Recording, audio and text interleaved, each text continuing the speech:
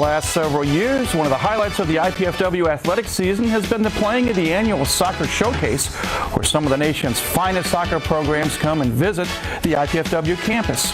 On our inaugural edition of Mastodon Spotlight for 2005-2006, we're going to chat with head soccer coach Terry Stefankowitz, look back at the Soccer Showcase for 2005, and look ahead to the upcoming season for both men's and women's soccer. Please stay tuned. Mastodon Spotlight's coming your way next right here on College 56 Sports.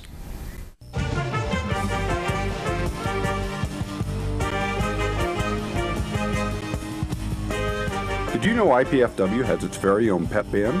The Stomp Band is looking for more members, and we want you to join. IPFW students even receive a credit for their participation. Perfection is not required, just enthusiasm and a desire to share your school spirit. Check out our website for more information. Don't just play, stomp. Mom, Dad, you know we love kids, and I've made a decision that will totally change my life. Cameron's too. It's a huge responsibility, leading someone into, who knows, communication or science or math. That's what life's all about, right? Learning so you can pass on knowledge to younger minds. Dad, Mom, I want to be a teacher.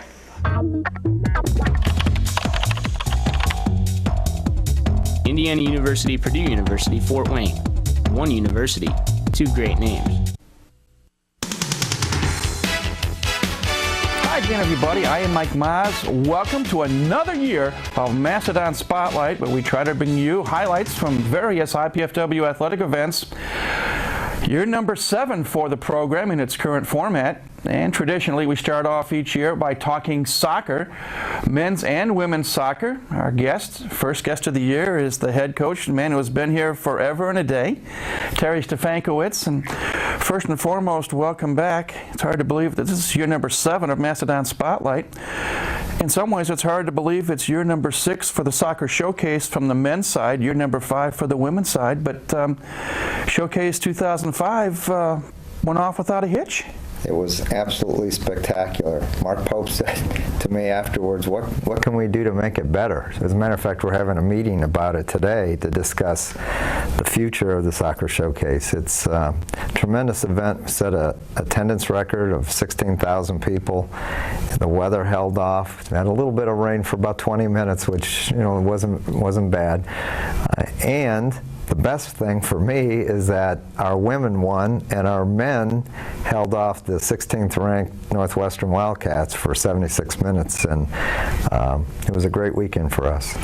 For the benefit of some of our listeners, or viewers I should say, that are watching this program perhaps for the first time, briefly talk about the evolution of the showcase. Even though it's old news to you and me, for some of our viewers, they may not know what it's all about. Yeah, about 7 years ago I was watching the basketball NIT on TV, and I said, it's time for men's soccer to have something like this. And I called my ex-coach Jerry Yeagley, and we talked for a while, and he said, it is right, but it is time, but I don't know of anybody that has the time to do it. And I said, well, if you say that you're coming here, I'll make it happen. And we got Jerry's support, and I think that year we had Duke and South Carolina. We had 8 teams, I think Michigan State and Kentucky, and it was a big success. And it's grown to over 16,000 people in attendance. So it was a dream, and it's come to fruition. The Hefner Field Soccer Complex, one of the finest facilities in the country. That helps. Talk about some of the teams that you've been able to bring in over the past, and then we'll zero in on this year's event. Well, like I said, we've had teams primarily from the East Coast and the Midwest, all top 10 teams, both men and women. We've had the North Carolina women's national champ. They've been national champ, I want to say 15 times. And Notre Dame came in this year, and they played Virginia. And it's the first time with the Soccer Showcase that we had universities representing the East Coast and the West Coast, and I kind of nicknamed it Coast to Coast. We had Virginia on the women's side and playing Notre Dame, the national champion. It was number 1 against number 5. And then Indiana University's men's team, national champions, played UCLA, and they were ranked number 4. and you just can't get a better field than that. And the other addition, Purdue helped us bring in the University of Oklahoma, and they battled to a 3-2 game. Oklahoma ended up winning the game, but that was really, really a top-notch game for women's soccer. It's amazing how this event has grown, and to the point where you're having to turn down teams from all over the country that want to come and play. Yeah, without a doubt. I get phone calls all the time. How can I get in the showcase? As a matter of fact, for 06, I think we have number 1 and number 2 playing. Duke's already called me several times. They want to play IU, so that could be an exciting match. It makes it easy, you know. But I do want to talk about our teams. We will. Okay. We're going to do a lot of talking about IPFW. After all, that's what Mastodon Spotlight's all about. But when we look back, and I guess one of the things that helped this year, getting some corporate sponsorship, and talk just briefly about that angle and the role that K&K Insurance played. Well, amongst others. From the beginning, the Journal-Gazette has supported us. And this year, McDonald's came aboard in a big way, and the largest corporate sponsor was K&K Insurance, and they had a picnic for their entire staff. They cooked out, and they had about 400 people on top of the Hefner complex celebrating and enjoying the weather and watching 2 terrific matches. We played Xavier, our women played Xavier, and one of the greatest joys of the soccer showcase was when a freshman, Danielle Orlandello from naturally Massachusetts, she got a ball and went 70 yards by herself. She beat 3 defenders, outran them, baited the goalkeeper, made the goalkeeper come out and slid the ball in behind her. And at that time, the crowd was building for the IU-UCLA game. It was near the end of our game, and there had to be over 4,000 people. They gave her a standing ovation. So we subbed her right away and brought her out, and she had tears in her eyes. She was so excited. So that was a memorable moment for me. Wow, 4,000 people to watch IPFW. That's right. You're right. You may think it's IU-UCLA, but they had to see what was taking place on the field at the time. And they were into the game. I mean, we were playing well, and they were yelling and screaming, and the crowd was into it. So it was a tremendous feeling. 5 years ago, you brought in the women's program as well, because you started out with just the men, and now it's evolved men and women. You mentioned the North Carolina powerhouse and Notre Dame. Getting Notre Dame to come in here this year after having won a national championship was an extra special treat. That took some doing. Their freshman orientation, as it turns out, is always on the weekend of the showcase. So we juggled the schedule. Instead of playing a Sunday match, we made it a Thursday night match, which fit their needs. And there were approximately 3,500 people for the game, and that exceeded the national championship attendance. Wow. So it was a national championship type arena on a beautiful field. The field was immaculate. Our buildings and grounds do an outstanding job. Everybody that leaves the soccer showcase comments on how well kept our fields are. So we're proud of that as well. One more topic briefly, and then we'll talk IPFW soccer. It's not just collegiate soccer, but you've been able to incorporate high school soccer and youth soccer into the showcase as well. Yeah, the Citadel soccer program sponsors a youth tournament. You know, we have 16 fields adjacent to the Hefner soccer complex, and that's where they play. They play during the day on Saturday and Sunday, and Snyder High School and Canterbury and Northrop all sponsor high school, not tournaments, but high school events. We had a total of 24 high schools here this year, and I believe it's going to grow.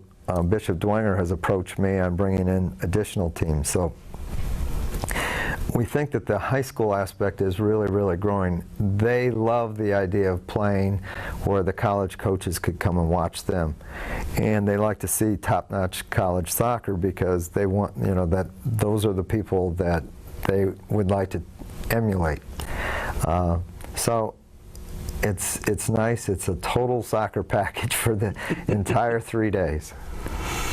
Where does it go from here? I mean, it's been growing by leaps and bounds, but realistically, what's the next step up the ladder, or is there one? Well, I'm not really sure. I think that we need something outside of soccer to draw in people that don't know anything about the game. We want to get them there, and then the game of soccer will sell itself. So that's one idea that we have, to find something that will draw the people that have never seen a soccer match. And the other thing that we want to do is, our alumni have been so good to us.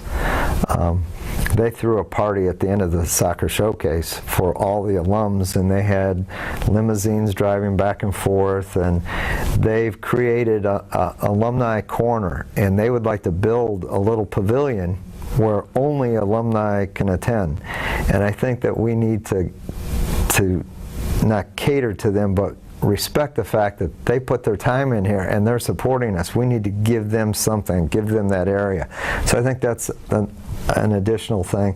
And the last thing, I think we need to go back to having universities play 2 games. That way they're in town for the total of 3 days, and there could be more clinics and more things for the youth kids. Having them come in one night, play, and leave doesn't lend itself to their availability during the weekend. Always planning ahead. Thinking ahead. Trying to.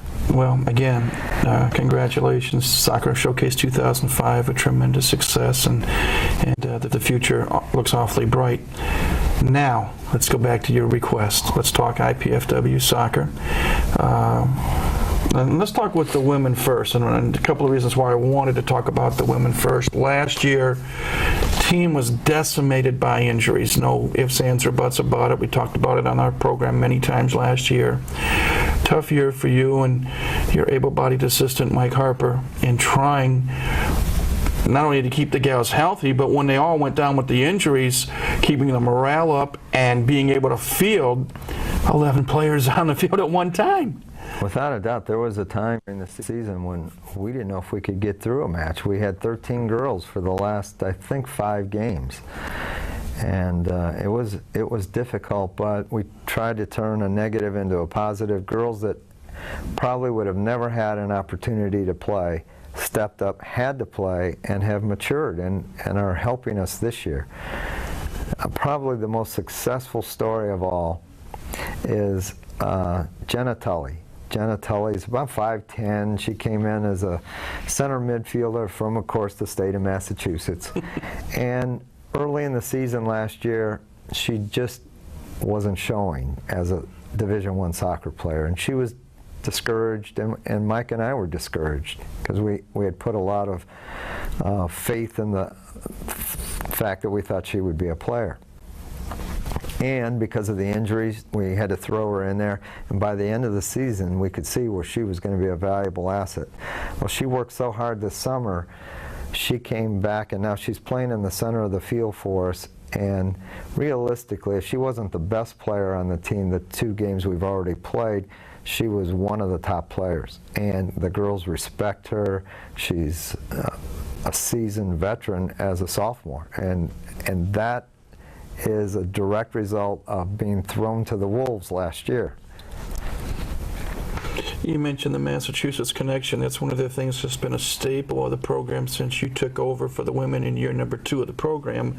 The fact that you've had the connections in the New England area and you brought in some top-notch talent to play soccer, both men's and women's, but more so I think on the women's side. When we take a look at some of the people on this year's roster, and I know briefly we talked about it right off before we started taping, Lindsay Williamson is a 5'1" senior from Danvers, Mass, and she's one of the leaders on this team already. She's scored a goal against Eastern Michigan the other night. She's now one of our captains. She's a 4-point student every semester, and this is her senior year, so she's going to be a real success. She's going to be a doctor of psychology, and we're happy to have her.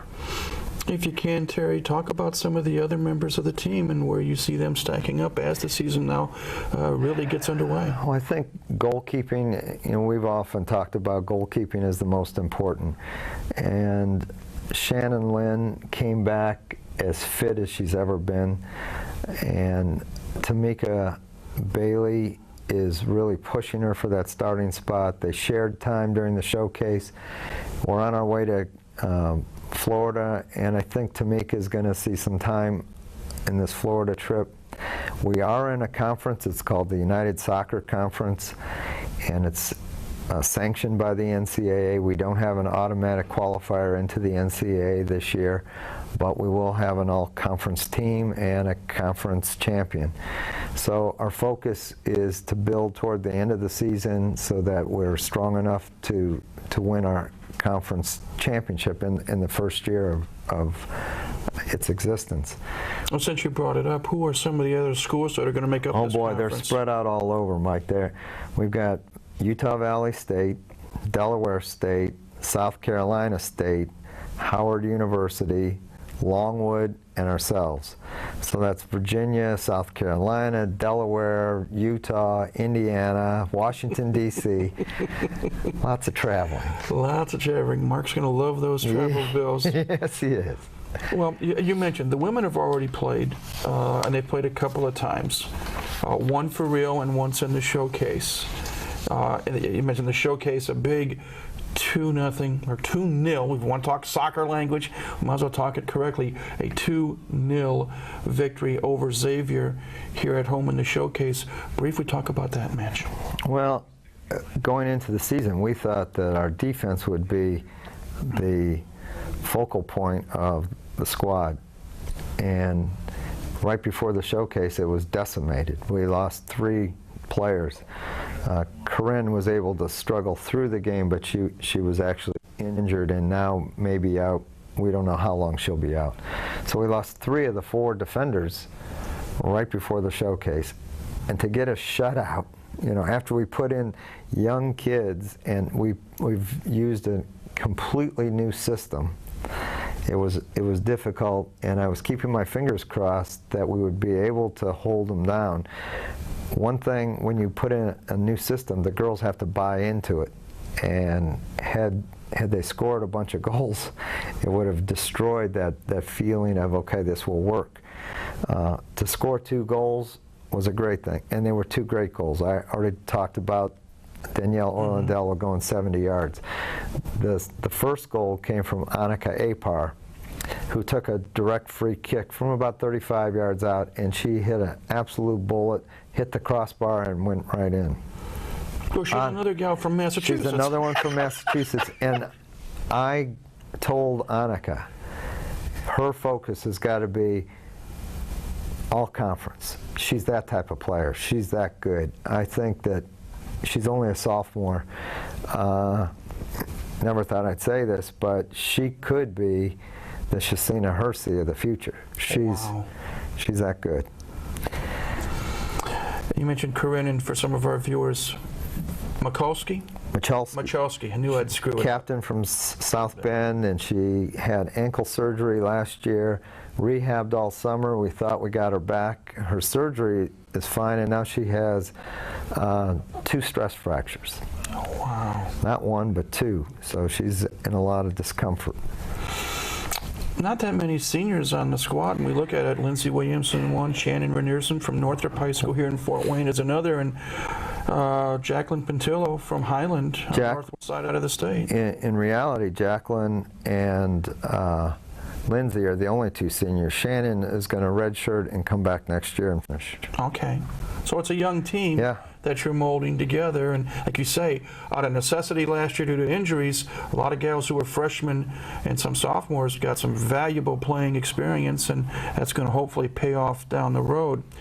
The first real game or match of the season took place on the 26th, a game that was supposed to be played up in Ypsilanti, Michigan, but you got a chance to have it moved to your field, and the team held Eastern Michigan for a while. It finally ended up 2-1.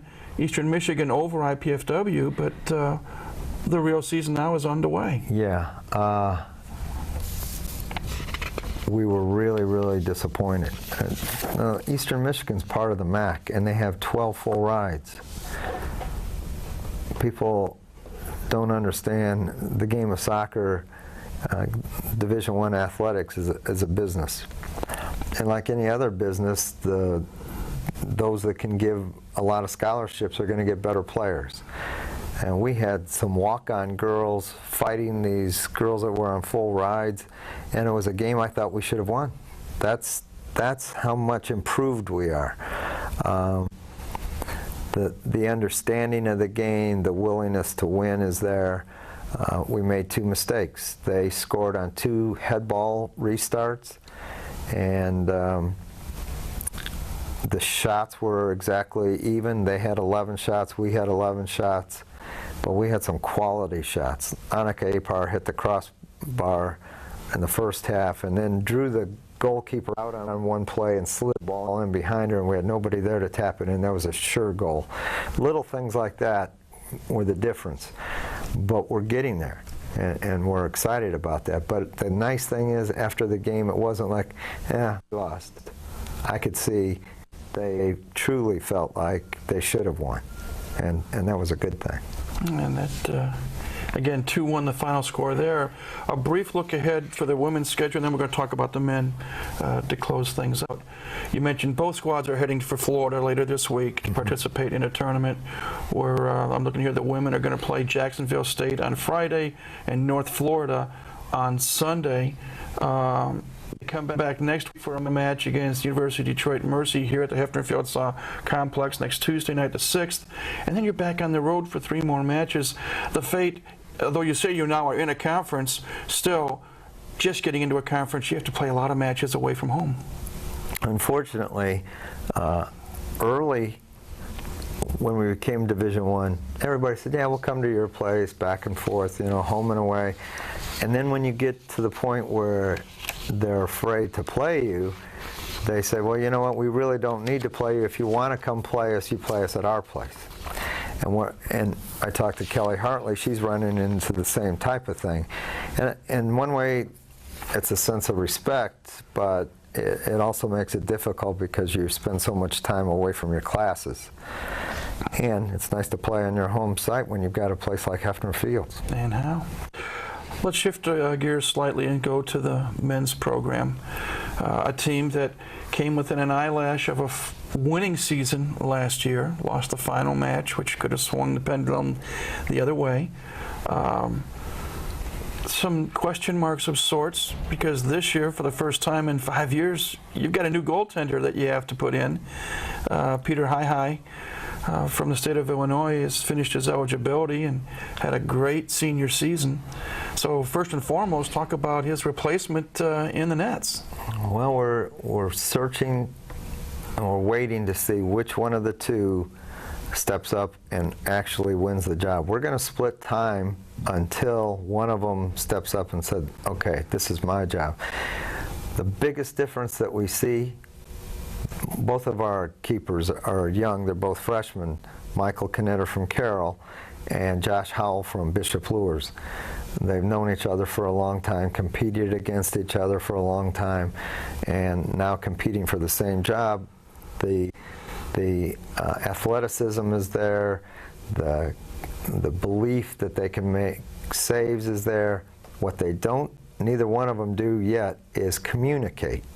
They don't talk to our defense like Peter. You could hear Peter talking all over the field. Sometimes he wasn't talking soccer, he was talking about who knows what. But in a language all his own. That's right. Yeah, there's only one Peter, but both of them are very capable, and I think our field players feel confident in both of them right now. And it's also, Michael Knitter, a redshirt freshman, and that redshirt year, I think, had to help him working with Peter and learning some of the finer points of collegiate net minding. Yeah, in one sense, it did, but because he was injured, he wasn't able to train. So he was out there, and it made it difficult for him because he wanted to be out there and training and just wasn't able to do that. I look at the roster here, and I'm looking at some other seniors, and we always talk about seniors and senior leadership on and off the soccer field. And correct me where I may or may not be right. I'm looking here. Trent Miller from Portage, Michigan, is a senior. Derek Hibbert from Battle Creek, Michigan, is a senior. I'm getting some others here. Joe Shearing, Trevor Peasley, who we had on this program last year. And Piero Caprio. Yeah, so there's still some good senior leadership that you need to rely on.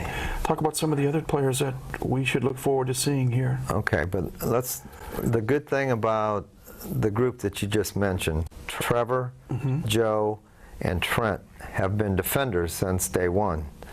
So finally we have a senior-laden defense, and I told the team when they came in, this is their job.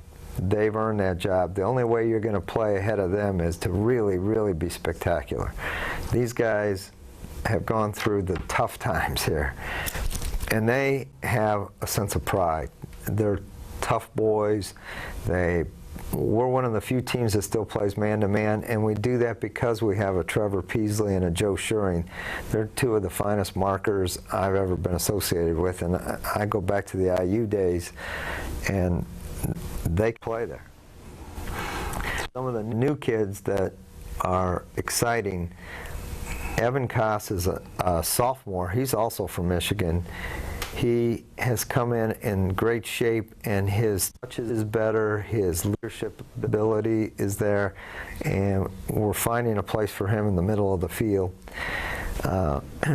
Terrence Condor is from the island of St. Kitts. I went to see him play. He's on the national team. He's on the U20 national team there.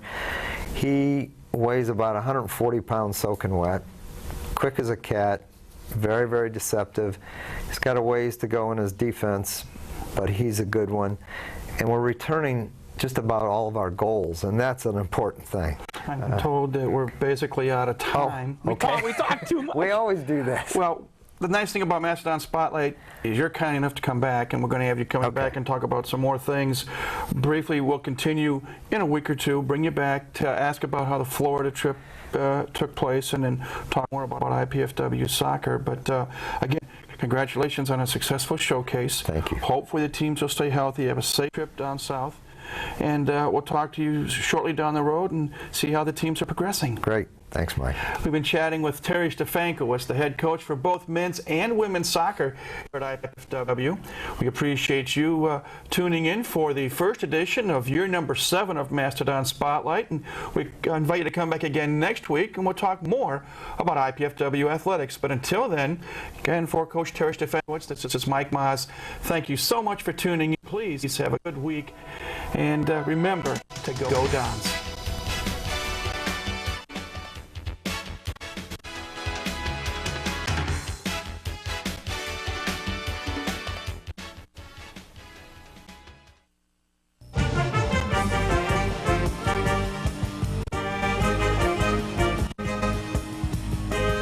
Did you know IPFW has its very own pep band? The Stomp Band is looking for more members, and we want you to join. IPFW students even receive a credit for their participation. Perfection is not required, just enthusiasm and a desire to share your school spirit. Check out our website for more information. Don't just play, stomp. Mom, Dad, you know we love kids, and I've made a decision that will totally change my life. Cameron's too. It's a huge responsibility, leading someone into, who knows, communication or science or math. That's what life's all about, right? Learning so you can pass on knowledge to younger minds. Dad, Mom, I want to be a teacher.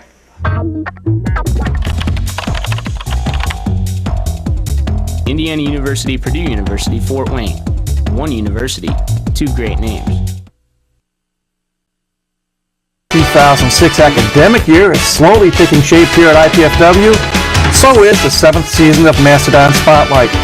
On this, our second edition of the 2005-2006 season, we're going to highlight what took place on the soccer fields and on the volleyball court last week.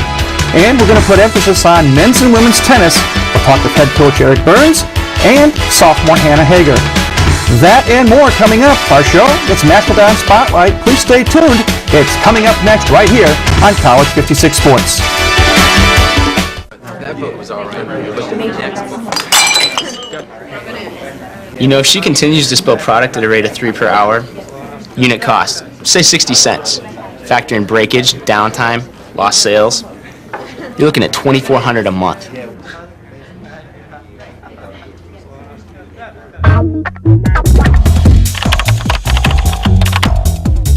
Indiana University, Purdue University, Fort Wayne. One university, two great names. Hi everybody, I'm Mike Mize. Welcome to edition number 2 of season number 7 of Mastodon Spotlight, where we hopefully take an in-depth look at IPFW athletics. As is our custom over the years, we'd like to start our broadcast off by reviewing what's taken place over the last week or so on the athletic front. And our first stop this week is on cross country. Coach Mike Frucci handles both men's and women's cross country here at the university, and last week he took his teams down to Bloomington to participate in an invitational sponsored by Indiana University. A couple of big schools participated in the event, University of Texas Longhorns and the Indiana University Hoosiers.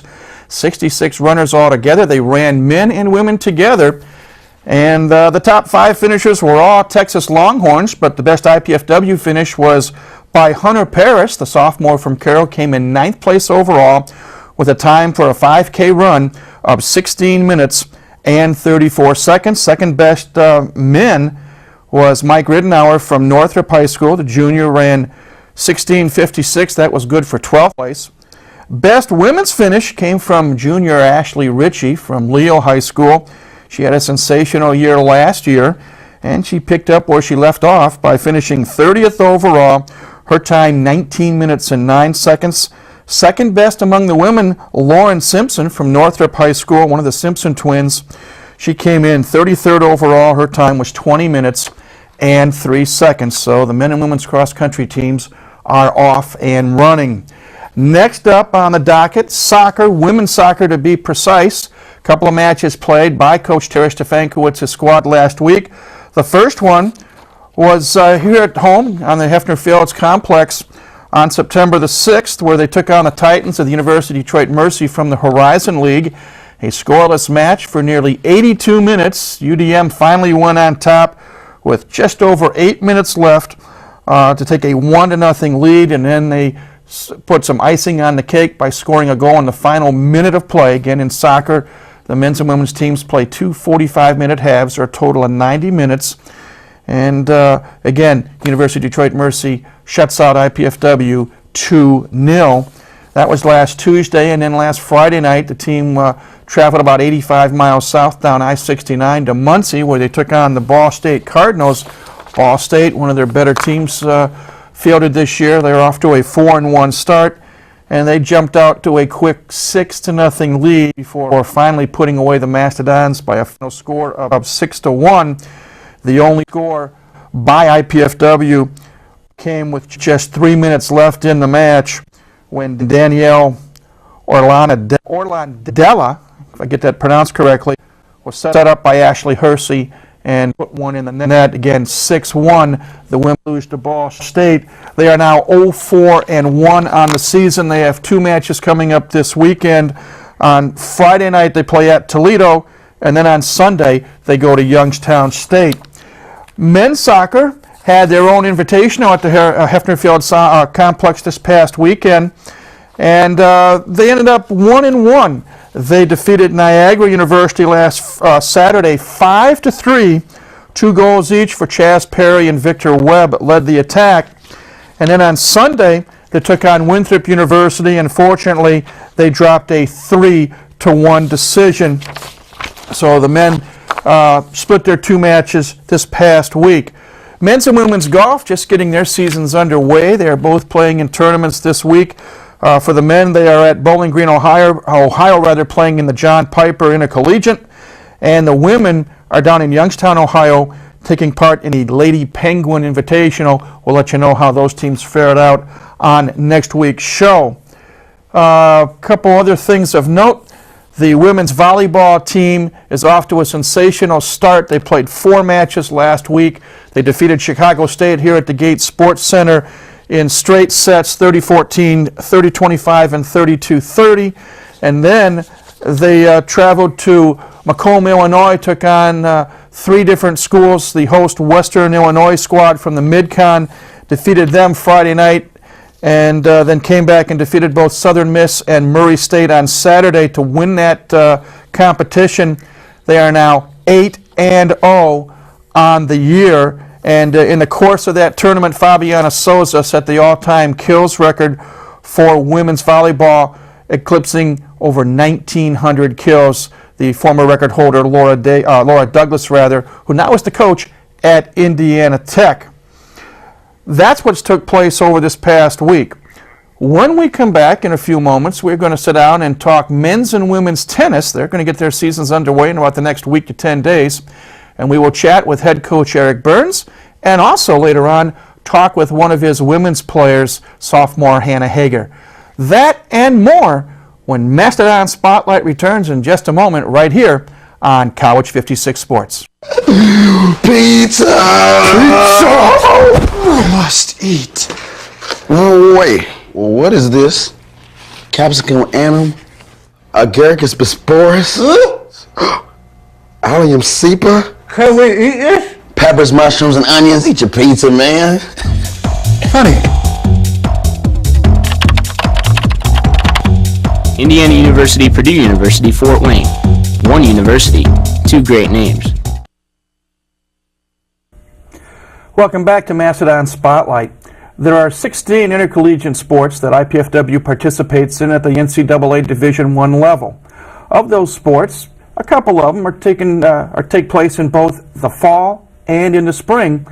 And our special guest here on this edition of Mastodon Spotlight is the head coach of men's and women's tennis, Eric Burns. Eric, first and foremost, welcome back. You're number 4 as the head coach, plus a year as an assistant.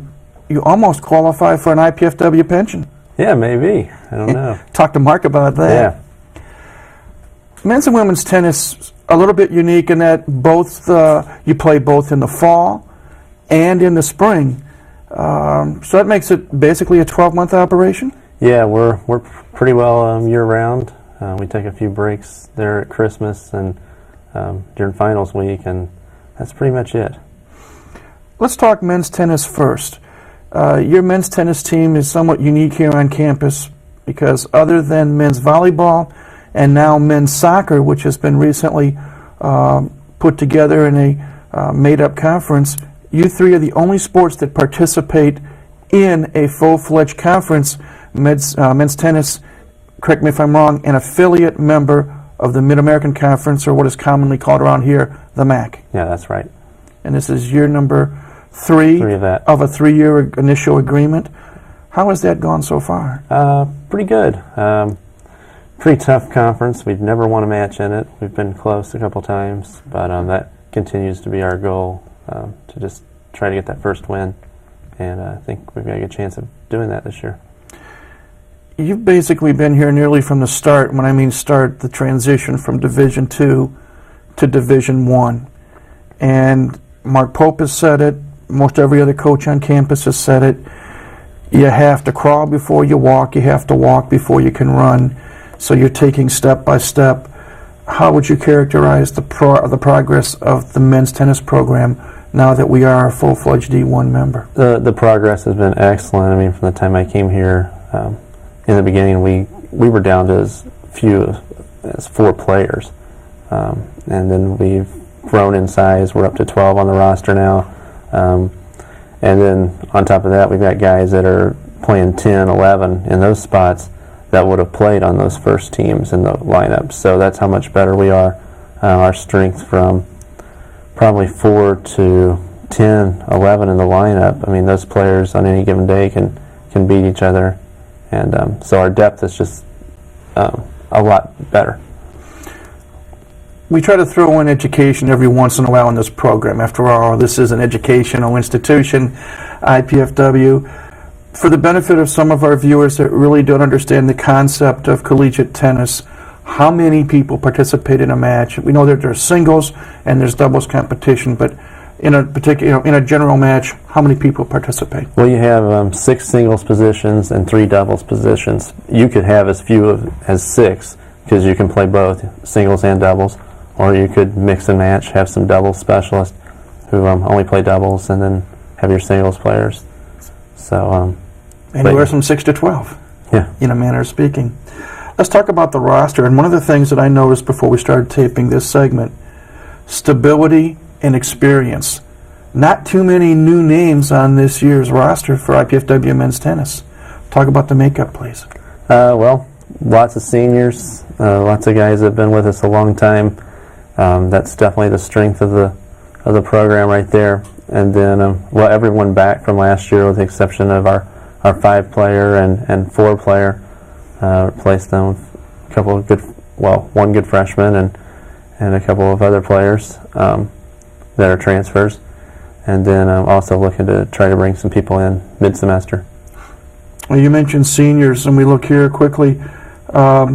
Mac Chase, Daniel Jackson, Matt Munz, Landry, and I never pronounce it right. We had him on last year. Is it Newton? Zudier from Cameroon.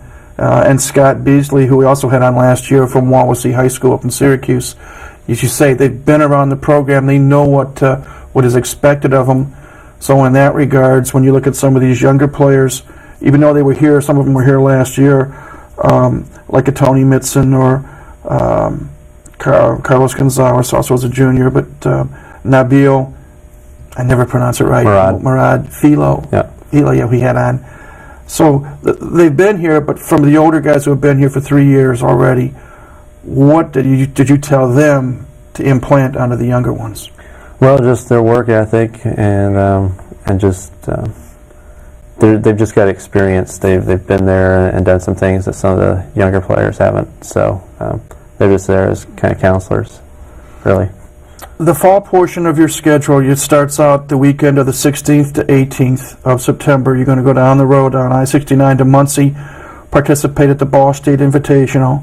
The following week, you're going to go to Milwaukee, and it's kind of a special Milwaukee Classic sponsored by Marquette University, by invitation only.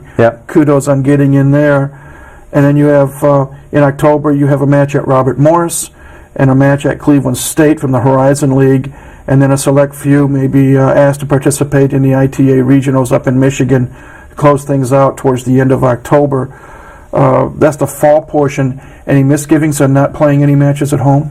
No, I mean, really the fall season is just to get prepared for your team season in the spring. So, we had some home matches last year. It's our time to go on the road this year. And I wanted to cut the schedules back a little bit and just play a few more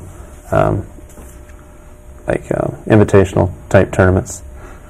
I have to mention the fact, and we talked about again before we started taping, January 28th, you're taking your men's team down to Bloomington to play the Indiana Hoosiers. That's pretty good for this team to go down there and play a Big Ten Foley, one of the top dogs in the state. Yeah, we'll go down there, and I don't imagine we'll be really that intimidated by the situation. I mean, we've played some Big Ten schools before, Michigan State and Penn State. We play Big Ten caliber teams in the MAC, so it'll be nothing new for us. It'll be a tough match, but I'm sure we'll be prepared for that level of tennis. It will be nothing that we haven't seen. In the months of February and March, you'll get to play some matches at home. We're going to have snow on the ground. You're not going to play outdoors here on campus, but you're going to play in a beautiful facility. Yeah, up at Pine Ridge Racket Club, up on Lima and Carroll Road. And that's going to be a chance where people can come and watch because they have the facilities for viewing. Yeah, great facility. You can see all 7 courts looking down onto the action. Perfect place to view tennis. Let's quickly swing our attention to women's tennis. They're not in a conference per se. Last year they won 11 matches. Yep. Am I correct? They also have a lot of returning talent. And I look at this. Beth Miller's the only senior out of Muncie, but Liesl Bartelheim out of Northrop, Jessica Vervinkt out of Plymouth, Hannah Hager, who's going to visit with us shortly, is a sophomore out of Wapakoneta. I love that town, at least the sound of it. And Ashley Colson, who played #1 singles last year out of San Diego. You brought in 4 new freshmen, 2 from this area. Sashi Sashi Janik. Janik out of Northrop, and Ashley Hunter out of Carroll, along with, Megan Rethlake. Yep. Did I pronounce that right? Out of Greentown, Indiana, and then Rachel, and I'll let you tell me. Zerwick, a freshman out of LaPorte. So again, you're trying to meld in some experience with some youth. They're going to get their season started on September 21st at Oakland of the Mid-Con. Then they're going to play their Ball State Invitational on the 30th. And then they're also going to participate in October at Robert Morris, at Cleveland State, and then hopefully a few at the ITA Regionals, which for women will be up at Michigan State. Quick thought on the women's program. Probably the best team we've had in a lot of years here. Top 5 back from last year, or 5 of the 6 from last year, and then we had Sashi in there. Really accomplished high school player, second team All-State a couple times. One of the better players here in Fort Wayne. So that really makes us pretty strong at the top, and really down our bottom part of the lineup was our strength last year. So we still got everyone down there. So should be a great year.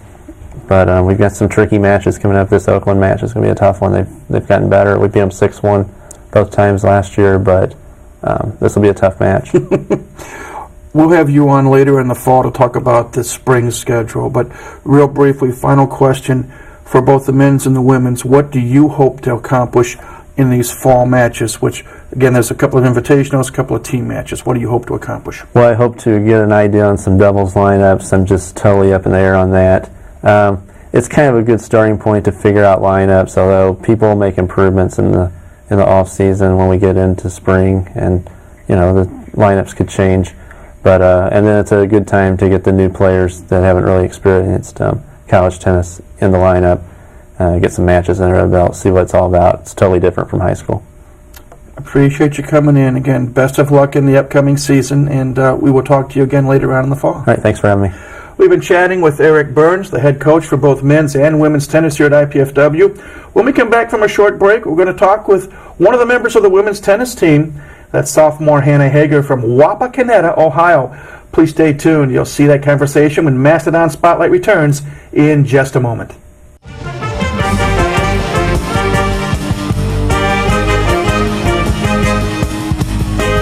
Did you know IPFW has its very own pep band? The Stomp Band is looking for more members, and we want you to join. IPFW students even receive a credit for their participation. Perfection is not required, just enthusiasm and a desire to share your school spirit. Check out our website for more information. Don't just play, stomp. Welcome back to Mastodon Spotlight. One of the student athletes that head coach Eric Burns is counting on to help make a difference in 2005-2006 for women's tennis is our next guest here on the program. And we welcome back to Mastodon Spotlight sophomore Hannah Hager from Wapakoneta, Ohio. I don't know why I like that word, Wapakoneta. First and foremost, welcome back. Thank you. For our viewers who did not get a chance to see you last year on the program, tell us a little bit about yourself, please. Yes, I'm from Ohio. Sophomore, I'm studying psychology, and this is my second year on the team. Whereabouts is Wapakoneta? It's near Lima, Ohio, or about 45 minutes north of Dayton. You're number 2 here at IPFW. Tell us what your number 1 was like. First year on campus was a lot of learning, a lot of nervousness, especially the first semester of knowing where classes were, that type of thing, and what to say, what not to say on the team. But towards the end of the year, things got much smoother, knew what to expect, and so coming into this year, it's not a piece of cake, but it's a lot easier. It's a lot easier. If you can, is there an experience, without getting anybody upset, where a true freshman as you were last year, you mentioned being maybe nervous or scared. Talk about what that was like. And you're talking about not just on the team, but actually being here from out of state on campus. How were you able to settle the nerves down and fall into place? It helped to talk to a lot of my classmates. I didn't know that many people at all, so also being on a team, instantly you knew about 10 people, and then 10 more guys also that you saw walking around, and knowing that there are however many other freshmen who feel the same way I do. It's just the way it goes, and you just have to get used to it, and after a while it will go away. Talk about the meshing of academics with athletics. What was that like? You mentioned you're a psychology major, so Yes. you're taking a lot of classes. How are you able to jumble classwork with work on the tennis court? It's mainly just doing the classes and then coming home and studying for 4 or 5 hours, going to practice, and knowing when we have matches, when we have to be away, and really getting ahead on the schoolwork. Last year on the tennis court, how was it like for you? Traumatic, to be honest. I played number 2 singles, and I lost a lot. But I also learned a lot, and I think understood more that even though I'm losing on the tennis court sometimes, it doesn't have much of a bearing on my actual life. 10 years down the road, it won't matter as much. But when you're losing at that point, it hurts really bad. How'd you get over it? Got over it by continually playing. I'd go out and run more, hit more balls, and so that I didn't throw my racket during the match. I was getting the anger out later, so that helped a lot. When nobody's around, nobody Right. to watch. Do you have any heroes or idols as far as women's tennis? Is there any one particular player that you look up at, or either past or present? No, not really. I do like Kim Kleister's work ethic. She's very solid, and she just won the U.S. Open for the women's side. So that, I think that that was long overdue for her. So her work ethic and the fact that she's still out there even though she gets injured, and she's also giving back to the community. Singles, doubles. You played number 2 singles last year. If I remember correctly, you played number 1 doubles team? I played number 3. Number 3 doubles team. Yes. Shows you how bad, when you get to be my age, the memory goes. So far, early this fall, what does it look like? As far as where you're going to play? I don't really know, to be honest. I haven't played that well in a couple of our challenge matches, and I've got beat. So I don't know. But more this year, it's not so much where I play as to the point if I'm winning for the team. So if I play lower, if I play higher, whatever, I just really want to focus on winning that match for the team so that we can win overall. What do you prefer more, singles or doubles? Oh, singles. Singles. I've gotten better volleying, which is a big part of doubles, but it's still not my forte, so I'd rather play singles. Which leads to my next question, baseline or serve and volley? Baseline. What's the allure about playing back and just waiting for the ball to come your way as opposed to jumping up in front of the net and forcing something to happen? That's a good question. I think most of the time probably because you think subconsciously that the person's going to mess up if you can just hang in there long enough, but that's not really the case, especially if they run up to the net. The point's over really fast. Hopes and goals for 2005-2006? I maintained a winning record last year in doubles with my doubles partner, Lisa Bartelheim, and I would like to do that again this year, definitely. And in singles, wherever I play, just to win the matches that I can win, and then some of the matches that I may just lose flat out, just be okay with that. I appreciate you coming over. Well, thank you. Continued success in the classroom, on the tennis court, and we hope for bigger and better things here this year on with IPFW Tennis. Thank you so much. We've been chatting with Hannah Hager, sophomore from Wapakoneta, Ohio. And we will take a break and then wrap up this edition of Mastodon Spotlight in just a moment, right here on College 56 Sports. Are you in there?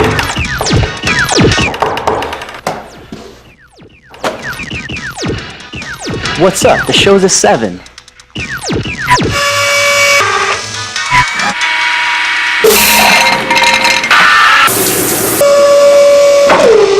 Whoa.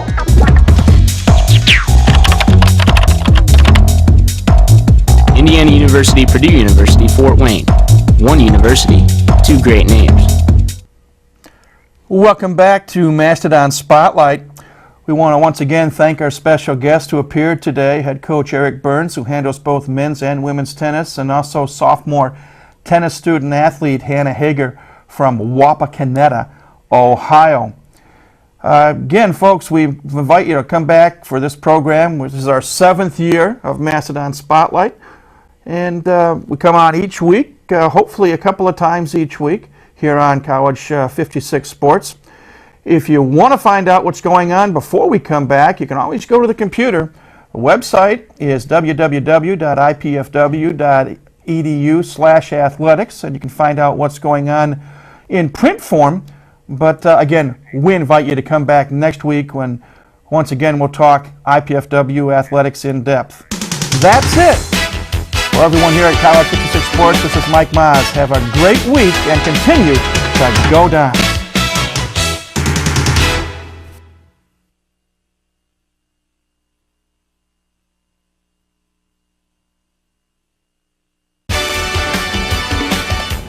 Big week on the athletic front this past week here at IPFW. On this week's edition of Mastodon Spotlight, we'll tell you what happened on the golf course, on the tennis court, on the soccer field, on the volleyball court, and let's see what else, a few other sports as well. Our special guest will be Terry Stefankowitz, the head coach for men's and women's soccer here at IPFW. Again, our show is Mastodon Spotlight. Stay tuned. It's coming up next right here on College 56 Sports. You know, if she continues to spill product at a rate of 3 per hour, unit cost, say 60 cents. Factor in breakage, downtime, lost sales, you're looking at $2,400 a month.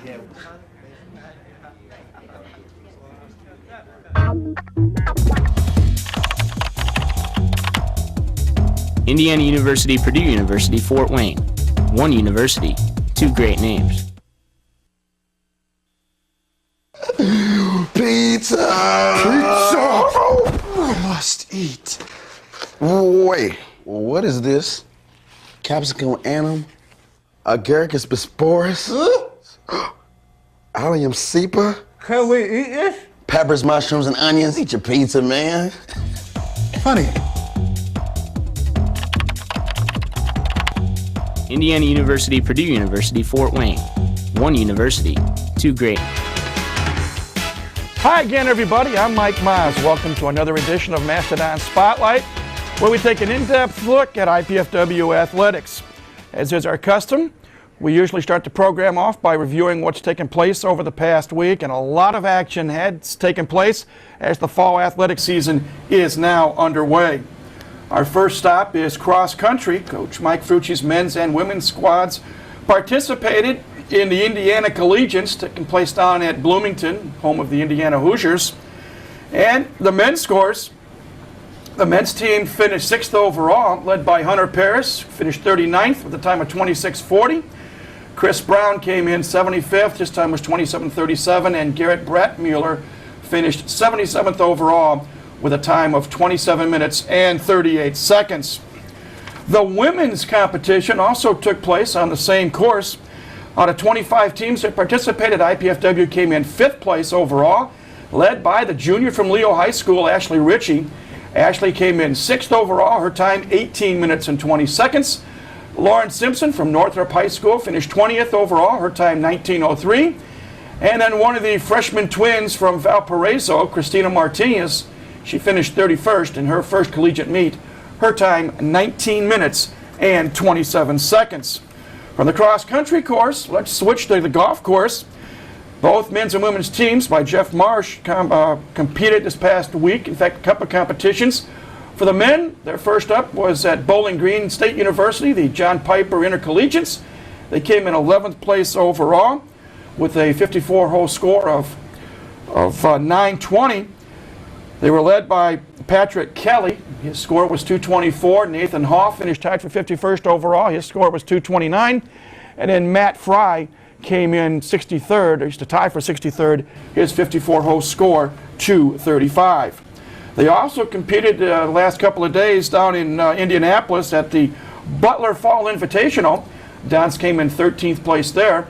Matt Fry led the way, tied for 27th overall. His 36-hole score was 148. Nathan Hoff finished tied for 29th at 149, and Andy Campbell finished tied for 56. His 36-hole score 154. The ladies also hit the links. They started off at Youngstown State in the Invitational there. They came in 6th place. Freshman Allison Rathsman came in 20th, tied for 20th with a score of 162. Abby Waltke and Jackie Spees, another pair of freshman golfers, came in tied for 23rd. Their 36-hole score was 164. And they participated also in the Cardinal Classic held at Ball State University. They came in 10th place there. Allison Rathman tied for 21st overall. Her score 159. Abby Waltke tied for 47th at 166. And then Stephanie Hops finished 60th place. Her 36-hole score 171. Then our attention turns from the golf course to the tennis courts. The men's team got underway. They also went down to Ball State, and they participated in the Ball State Invitational. It was an individual competition, no team score kept, and each of the men participated, won a couple of matches here and there. Then we go from there to volleyball. Coach Kelly Hartley-Hutton's squad went down to Gainesville, Florida, took on the, at the time, 7th ranked, now 6th ranked Florida Gators. Lost 3-0. Scores were 30-14, 30-17, 30-19. They rebounded on Saturday to defeat Eastern Michigan. First time they defeated the Eagles. They won 30-24, 30-26, and 30-28. And then last night, they defeated Ball State in front of a record crowd here at the Heritage Sports Center. 914 fans saw the Dons take out the Cardinals 3 games to 1. Career high night for Nicole Howe, 20 kills. That's all? No, that's not quite all the sports. When we come back from our first break here at Mastodon Spotlight, we're going to talk about what's taking place on the soccer fields with head coach Terry Stefankowitz. But that will take place when Mastodon Spotlight returns in just a moment.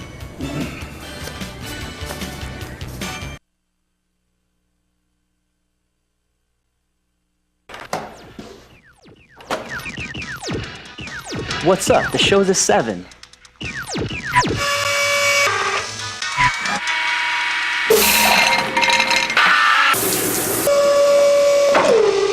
Whoa.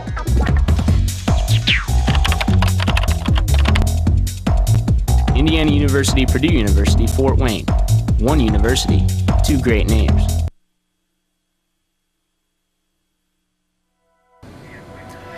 Welcome back to Mastodon Spotlight. Our emphasis this week, our major emphasis is going to be on soccer, both men's and women's soccer here at IPFW. And our special guest is, excuse me, the head coach for both men's and women's soccer here at the university, Terry Stefankowitz. And Terry, welcome back, more than once, we should say. But let's talk in this segment about men's soccer.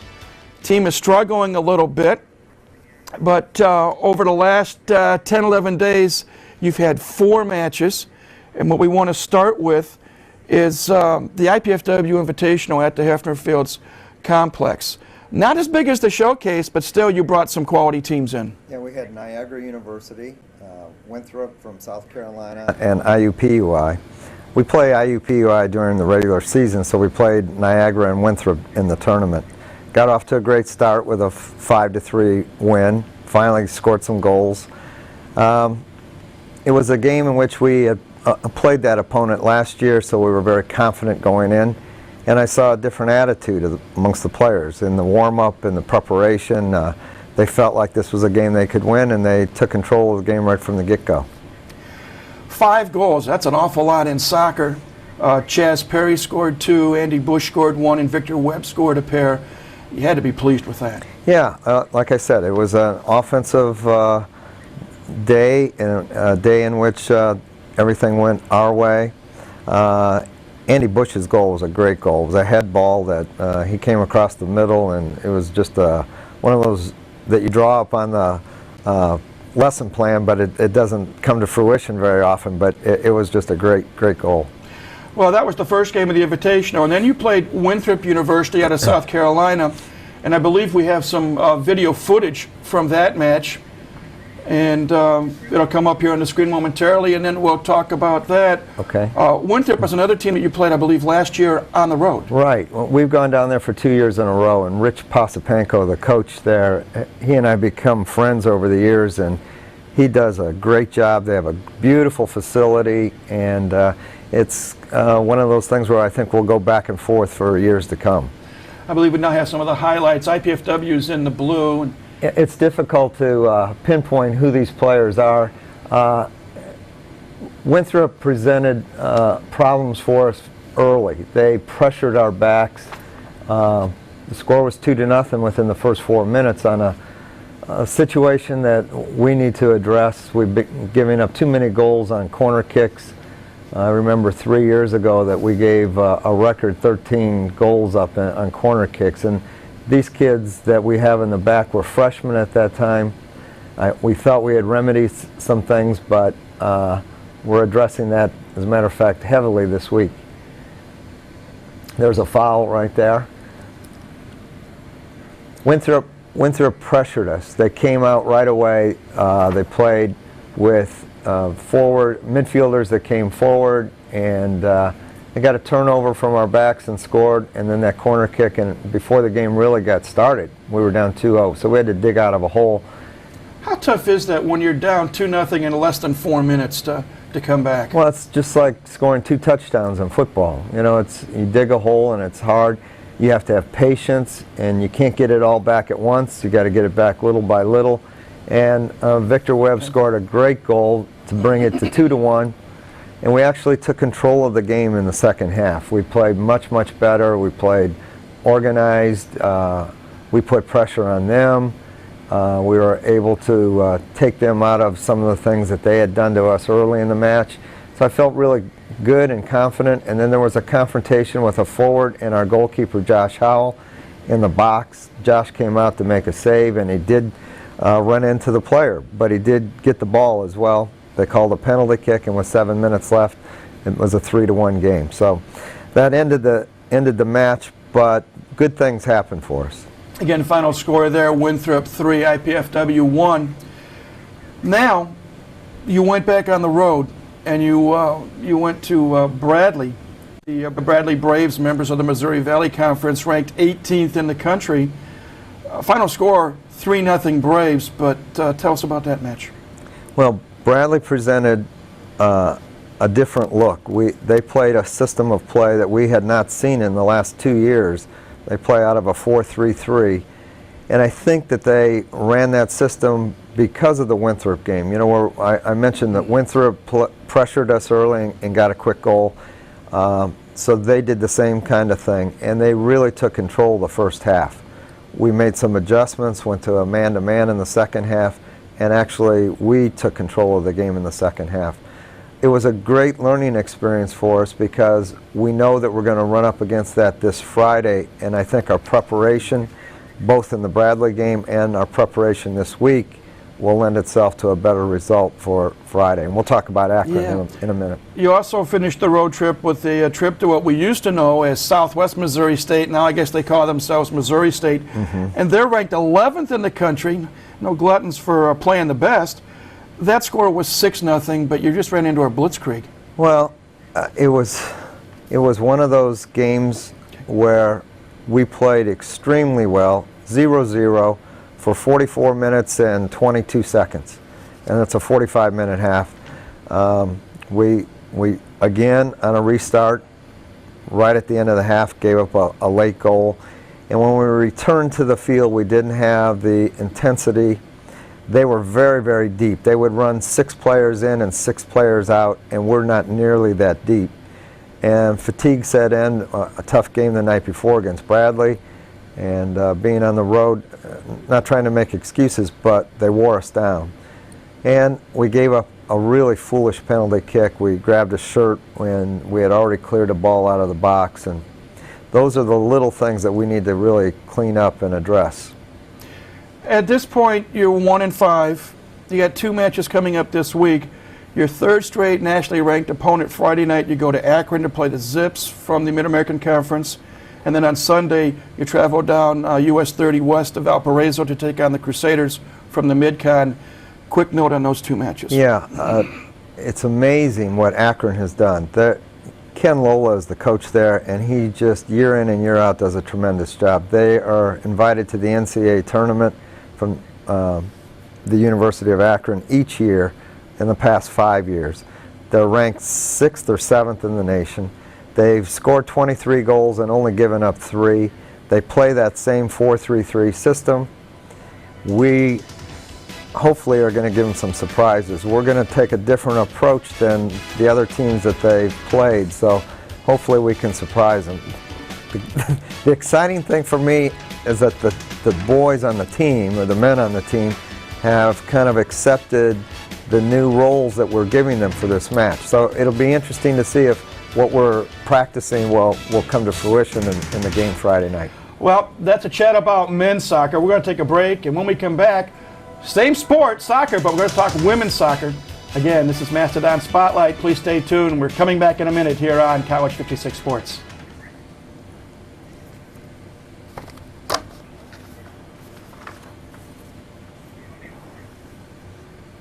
too. It's a huge responsibility, leading someone into, who knows, communication or science or math. That's what life's all about, right? Learning so you can pass on knowledge to younger minds. Dad, Mom, I want to be a teacher.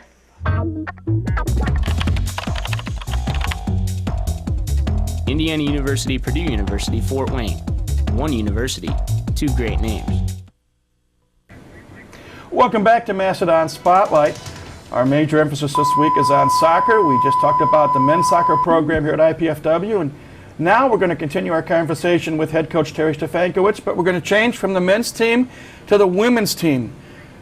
First thing I think about when I think about women's soccer is health and injuries. Last year the team was decimated by injuries. You lost literally half your squad. At this point of the season here in 2005, how is the health of the soccer team? Well, it's funny. Corinne Michalski, who is a captain of the team who was injured last year, has a double stress fracture and will be redshirted. And we lost Shannon Renierson, a starter in the back for us, and was a senior, and she was a three-year starter. We're redshirting her as well. But overall, the health of the team is good, and the spirits are good, and I think they're playing much, much better. Well, we've got 4 matches to talk about, and the first match we're going to talk about was actually played almost 2 weeks ago, but it was a home match against the University of Detroit Mercy, a powerhouse in the Horizon League, and we've got video footage from that match, and hopefully we'll have that come up on the screen here momentarily. UDM, a tough customer, and this was a tough match. Yeah, and as it's coming up, Detroit is the most physical team that we play all season, although in this match they weren't nearly as physical as they were a year ago. Lindsey Williamson broke her collarbone in the Detroit match last year. Lindsey's now a senior, and she's from Massachusetts, a 4-point student, and doing very, very well. She's returned. She worked very hard this summer to get in shape. This Detroit team, year in and year out, is an NCAA tournament team. They've beaten teams like Michigan, Michigan State. They have an All-American number 7. We marked her. We took 2 girls on our squad and took turns marking her. And we went, I believe, 86 minutes, 0-0, and finally number 7 scored. But it was a game in which we earned the respect of Detroit. We played them equally. Number of shots were the same. We had many opportunities. They had some opportunities. It was a game that just a mistake, and number 7 finished, and that was the end of it. I think one of the things, we implemented a 4-4-2 system, and this was the first game where I think the girls really, really bought into the fact that the 4-4-2 would work. What's the major difference between a 4-4-2 and a 4-3? I mean, obviously, you're shuttling one person on the field. Yeah, you have numbers in the midfield. You try and control the midfield, and you try with the 4 backs then to overlap and get forward with our outside backs. And we're starting to get that now. Colleen Mee, a freshman, has really stepped up, and she's doing a great job outside. And Heather Syrup, who is a transfer from Florida, is doing a great job on the other outside. And those 2 positions have been bolstered by those 2 girls, and I think those girls are having a really good understanding of the role that we've given them. Here's Christy Arnett with the swivel hips, giving it to Nicole Halls, and these are our 2 center mids. We rely on them to distribute the ball, and there's a good distribution to Lindsey Williamson. Well, the final score of this match was University of Detroit Mercy 2, IPFW 0 or 0. Where did the nil phrase come from in soccer? I think that's English. Well, you also then finished that week by going down I-69 to Muncie. Took on Ball State, always a tough foe, and this season no different. Cardinals won that match 6-1. And as it turns out, you know, there are days when nothing goes right. We tried to eat lunch. It took us 2 hours to eat lunch. We got into a traffic jam. We were late for the game. We just were not in sync, and they got on top of us. It was 5-0 at halftime. as bad as that was, I think that was a turning point. The girls came back and worked extremely hard the next week, and then we went to Toledo, a game, another MAC school. We lost 1-0, but we outshot Toledo, worked very, very hard, and then finished up the last match with a victory. Well, we talk about that Toledo match. They've also given us fits. I remember, was it last season or the season before? They played on Senior Day, right, here at the Hefner Fields complex, and that was an overtime win. Double overtime win. Shasina Hersey went out her senior year with a great goal, which we had the highlight of here on Mastodon Spotlight. That's right. You went up there 1-0 to score there, and then again you finished off last week by traveling from Toledo to Youngstown. Took on the Penguins, formerly a member of the Mid-Con, now a member of the Horizon League. And as you mentioned a moment ago, finally the team got win number 1, 1-0. Not only was it a win, but it was a shutout. It was a game in which we dominated. We ended up having a split. Shannon Lynn, who's doing most of our goalkeeping, shared time with Tamika Bailey. And as a result, Tamika Bailey was awarded the Defensive Player of the Conference in the United Soccer Conference with 5 saves and one half. So really, really good things. We're seeing that the girls are coming back with a smile on their face. They're working hard. Friday's game is very, very important. You mentioned that real briefly. 2 matches this weekend. Friday, a home match, 4 o'clock at the Hefner Fields complex against Indiana State from the Missouri Valley Conference. And then Sunday you travel to Cleveland to take on the Cleveland State Vikings from the Horizon League. Real briefly, the Indiana State match first. Yeah, Indiana State presents problems in that they're really up and down. They have a big girl who's about 5'10" up front. She's very physical, from Canada. They lost 3-0 to Illinois State, and then 2 days later turned around and went to Champaign and beat the University of Illinois 2-1. And that's their last match. So they're going to be coming in here sky high thinking that, but it's our home match, and I have a prediction that we'll come up on top. And you got 20 seconds to talk about Cleveland State. Cleveland State is a school that is similar to ours. It's a school that sits inside the city of Cleveland. They have some tough girls. They have a very nice facility. We feel like it's a game that if we can get by Indiana State, we can win 3 in a row. We wish you the best of luck. Keep the teams healthy. Good luck, and we will talk to you down the road. Great, thank you. We've been chatting with Terry Stefankowitz, the head coach for both men's and women's soccer here at IPFW. We'll take a break and then come back and wrap up this edition of Mastodon Spotlight. That's just in a moment here on College 56 Sports. Do you have everything you need? Paper, pencils? Okay, gotta run. Thank you, sir. We only ask that you do your best. I made you a snack.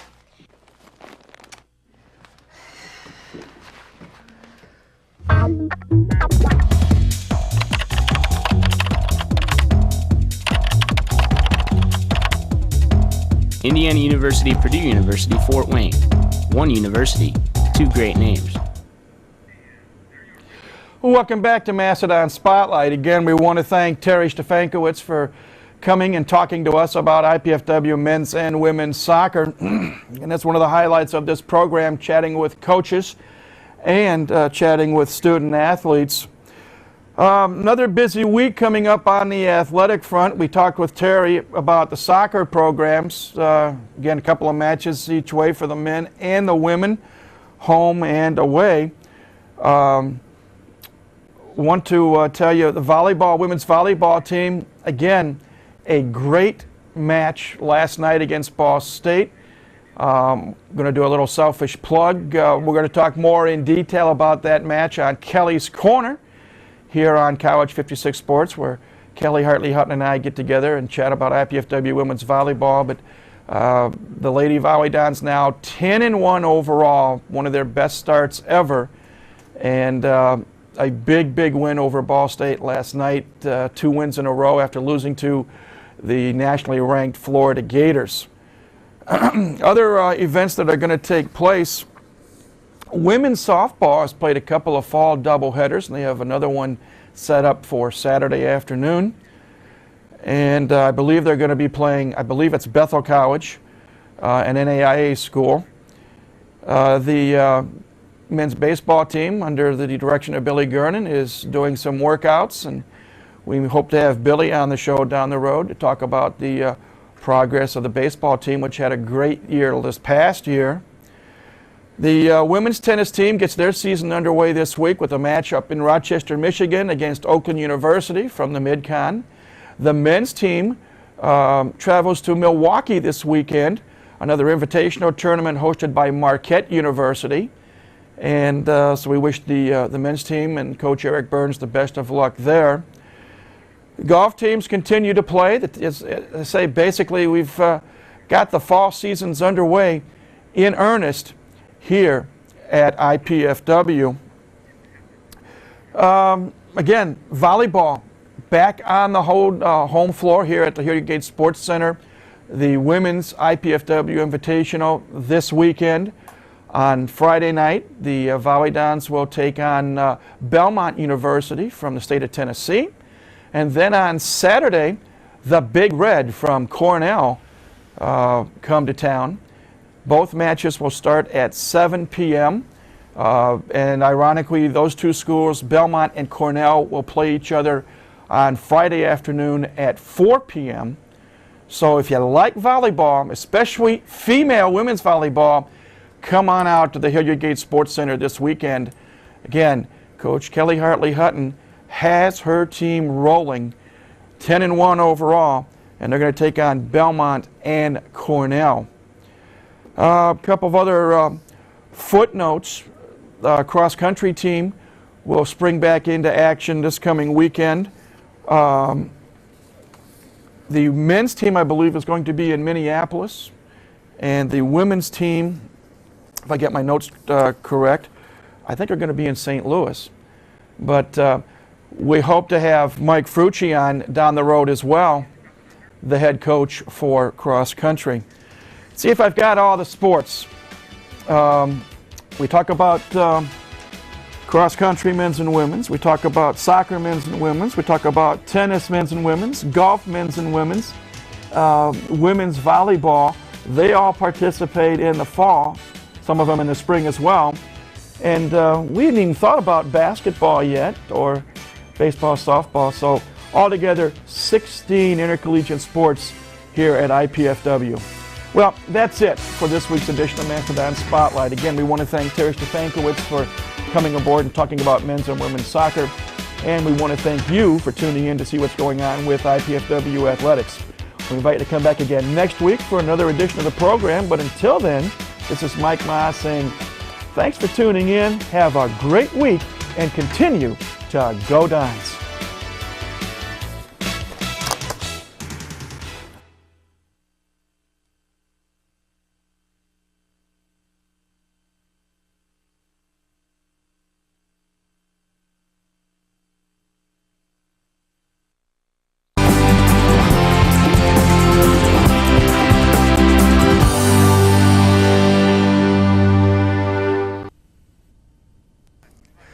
As always, a busy week on the athletic front this past week here at IPFW. Some good performances, some not so good performances. To see who did what in what sport, stay tuned to Mastodon Spotlight. It's coming your way next right here on College 56 Sports.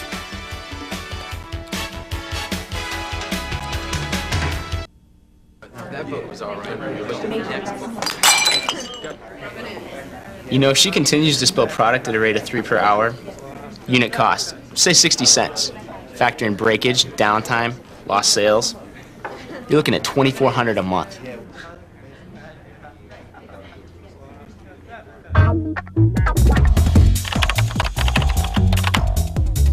Indiana University, Purdue University, Fort Wayne. One university, two great names. This month on IPFW Up Close, we learn that the curtain is ready to rise on the fall theater season as we meet the directors of 3 very different productions. We'll be talking with the faculty of the Division of Organizational Leadership and Supervision to find out what's new and learn about their new master's program. And we'll take you to an exhibit at IPFW's Visual Arts Gallery and find how the shows are chosen and presented. Join me, Susan Alderman, for IPFW Up Close, Sundays at noon on College Access, Channel 56. Hi again, everybody. I'm Mike Moss. Welcome to another edition of Mastodon Spotlight, now in its 7th year, where we hope to take an in-depth look at IPFW athletics. Our first segment of the program is a time where we look back and see what's taken place over the past week or so here on the athletic front. And our first sport this week is cross country. Both men's and women's teams participating in meets throughout the Midwest. The men's team traveled to St. Louis to take part in a meet that's classified as a cross-country only national championship.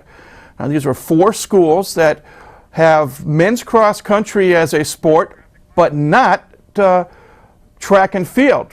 And the team finished second. St. Louis University won it with a score of 33. IPFW came in second with a team score of 44. They were led by Hunter Paris, who finished first overall in the race. His time, 27 minutes and 4 seconds. Garrett Bratmuller finished 6th at 27:58, followed by Mike Reignauer in 7th, Chris Brown in 14th, and Wes Kuhn finished 16th. Good showing for the IPFW men's cross-country team.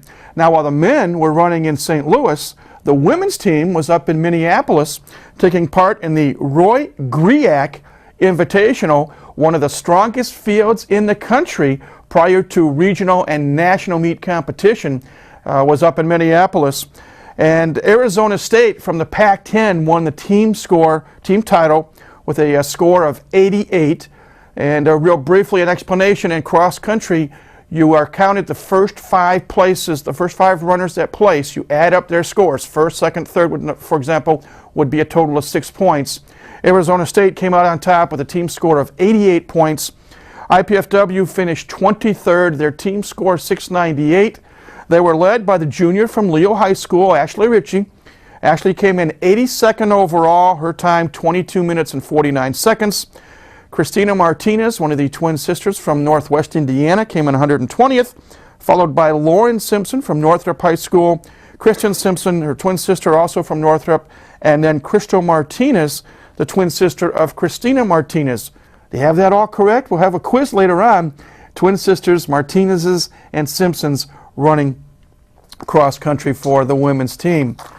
Now, while the cross-country teams were running in St. Louis and Minneapolis, both men's and women's golf teams were participating in tournaments that were conducted simultaneously at Eastern Kentucky University.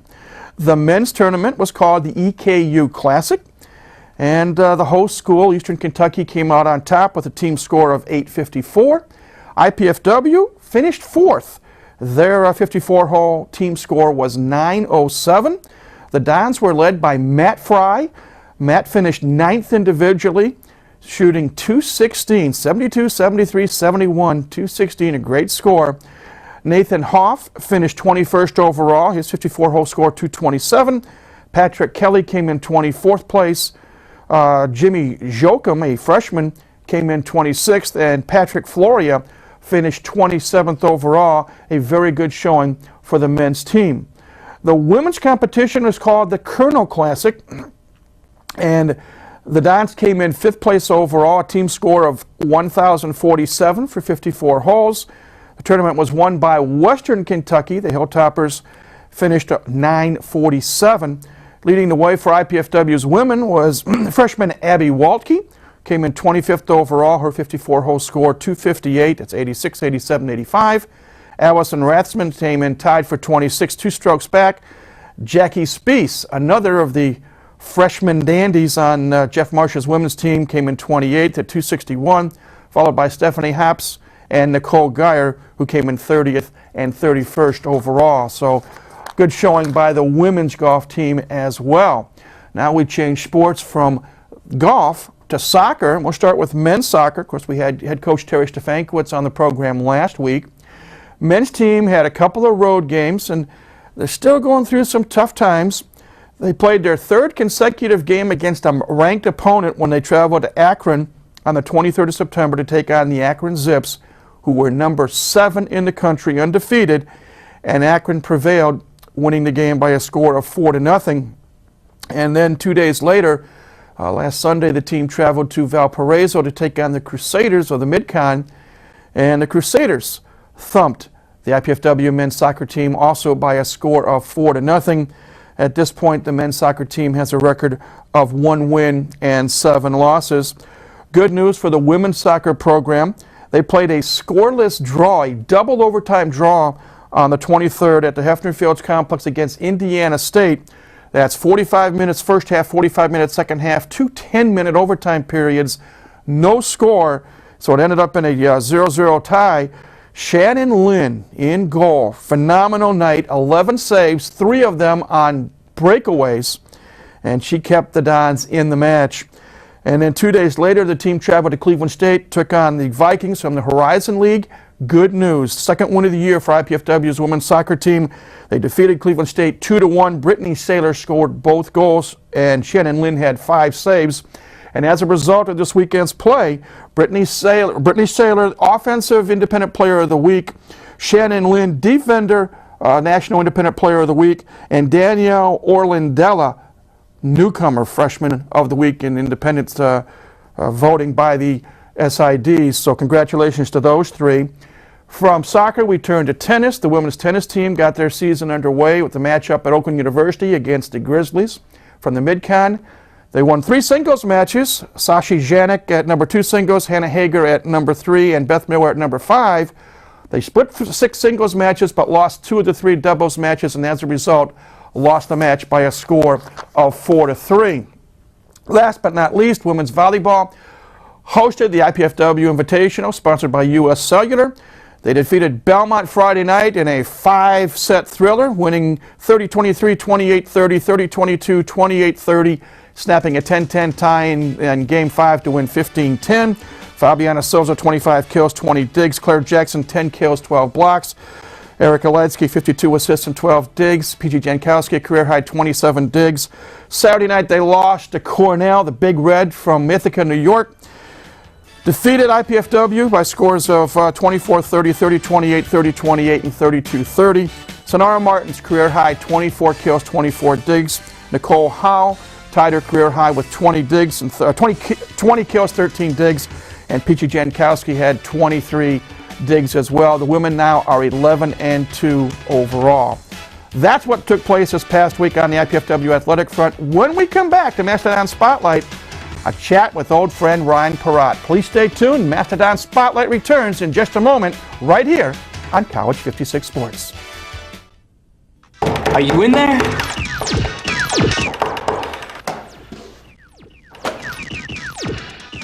What's up? The show's at 7.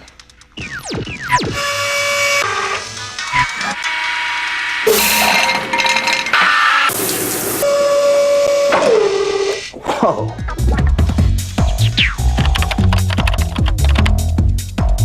Indiana University, Purdue University, Fort Wayne. One university, 2 great names.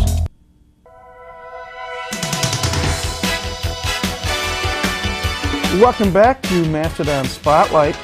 Our special guest this week is no stranger to those of you who have watched this program over the past several years. It's my old sidekick, as I like to reference him on occasions. Now one of the assistant men's volleyball coaches here at IPFW, and I'm always happy to have back on the program Ryan Peratt. How are you, sir? I'm wonderful, thank you. Thanks again for having me. Always a joy. You always know that, and the door is always open to come by and chat. I like the new set. We got a table now. I can't lean back, feel relaxed. I feel like I'm in Washington with Tim Russert at Meet the Press. Uh-oh. That's what I feel like. I'm in deep trouble, and I can tell you that right now. Yeah, nice little different variation of the set, the table, different chairs, different light structure, different personnel in the background, but hopefully it's going to be a better product before it's all said and done. How have you been? Good. Real good. Can't complain, that's for sure. Yeah, but if you did, would it get you anywhere? I'm not so sure about that. How was your summer? Busy. Very busy. Recruiting, and we had some unfinished business we had to do in terms of recruiting. We had a couple scenarios in which some kids, the University of Findlay position, they closed their men's volleyball program in May. We were lucky enough to have one of their, if not their star player, probably the second best outside hitter in our conference last year, CJ Macias, decide that he wanted to take a look at our school. He did. We were glad that he decided to come aboard. We also added a Brazilian, Victor Oliveira, to our program. And then Coach and I went recruiting in Louisville, Kentucky this summer. So it was a busy summer just trying to put the pieces of the puzzle all together. Did you get any personal time off? Because a lot of people, let's face it, college athletics nowadays is a year-round job. It's not the old 3 months or maybe even 5 or 6 months, depending on the season or the sport. It's a year-round job. So do you actually get any personal time? Yeah, you get some time off. Obviously, I'm Canadian, so I get to go home from time to time, visit my family. But this year was more of a working summer for me. I did that personally. And obviously, because of our recruiting status and the status of, obviously, CJ and our Brazilian Victor, we just had to put some pieces of the puzzle together. It's big business. It is a 12-month-a-year job. But there's downsides to it. The level of intensity, obviously, during the summer, because we're out of season, we're just coming off our season anyway, is down. We start preparing for the new 2006 season. In some cases for recruiting, obviously, we're 2 years in advance to that. So there is downtime, but you still have to put in the hours. Yeah. Let's talk about your transformation from student athlete, you were here for 4 years, to, among other things, broadcaster, helping me out immensely, to leaving the broadcast booth, so to speak, because you also interned at Channel 33 for a year. And now you're in the coaching profession, working with Arnie and Denny and Mark. What's that transformation been like for you personally? It's like the old joke, because I was a student athlete, then I interned for NBC 33. I did some broadcasting now, and then I'm an assistant coach. I can't hold a job. That's like the old joke. I can't hold a job. The transition has been a nice, smooth one. Obviously, because of the people that I've been surrounded with. Obviously, I get to work under a legend. He's the best boss I can have, Arnie Ball. Obviously, the athletic department is spectacular. Obviously, our coaching staff and the players that I've been able to work with. And the transition, I still train with the team. I still practice from time to time with the team. Obviously, I'm getting up in age. The body can't handle it like I used to. But it's still fun to go out there and compete on a daily basis. And I get to provide that input as a former player to our current players in terms of, different strategies or analysis in different particular situations. It is different. I remember my senior year when I finished playing, I always thought, what am I going to do now that I don't have volleyball on a competitive level every single day? Obviously, doing that since the time I was born. It is different, but I like the current environment in which I'm in. I'm fortunate enough to obviously have my job at IPFW, and I'm learning on a daily basis from an unbelievable guy in head coach Arnie Ball. We talk about men's volleyball, and we're going to branch out into some other sports in a few moments, but some trying times the last few years. Because you were spoiled. You had chances to go to the Final Four. You did make one Final Four appearance, if my memory is correct. But lately the team has struggled in postseason play. And especially last year, after getting a first-round win over Loyola, which was ranked in the top 10 in the country, losing in the semifinals, if I have my memory correct. I know Arnie is a battler, has been as long as you and I have both known him, but it's had to eat on him a little bit too, because his team has been close, but not been able to get over the top and not make a return trip to the Final Four. So what steps have to take place for that to happen again? Well, you take a look at the scenario we've been under the last few years. Obviously, last year, legitimately speaking, we did not have a pure setter. And although Mike Randolph and Mike Dyga did admirably, Obviously, the loss of Dennis Santiago, the loss of Angel Ruiz, we've lost a couple kids in our program.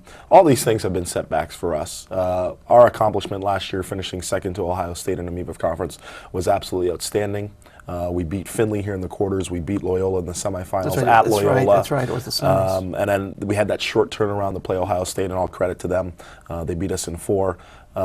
But we've been able now to put in the pieces. We brought in a nice setter up from Victoria, BC, Canada, Colin Lundeen. Really tremendously athletic, talented young guy.